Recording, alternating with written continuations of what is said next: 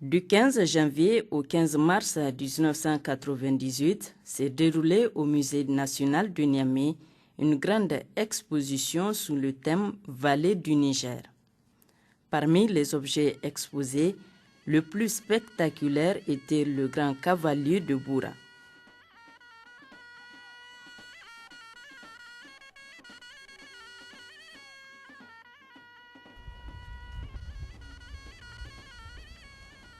C'est vraiment le plus représentatif parce que là, l'artiste, en tout cas, a essayé de présenter son cavalier en terre cuite.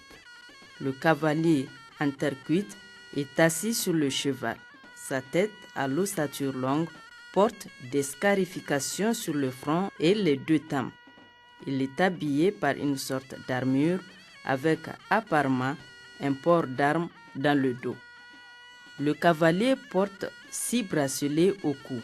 On retrouve le même nombre de bracelets ornant sa main gauche qui tient le cheval.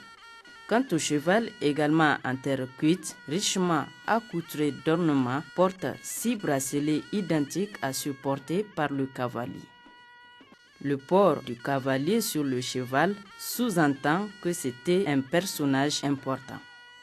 C'était une société organisée, puisque en plus du cavalier, il y a d'autres personnages, certainement qui sont des fantassins, certainement des hommes à pied, qui ont les mêmes armures, des carquois.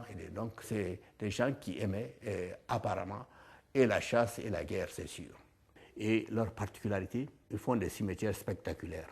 Ils s'enterrent le mort et ils font son effigie en terre cuite, suivant sa catégorie sociale, parce qu'ils accordaient tellement d'importance à la mort et à sa représentation. Bon, mais ce n'est qu'une hypothèse.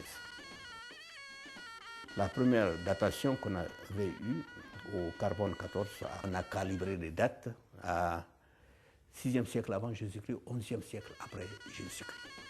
Avec une civilisation vieille de plus de 2000 ans et seulement un tiers du site exploité, Boura a sûrement d'autres trésors à nous faire découvrir.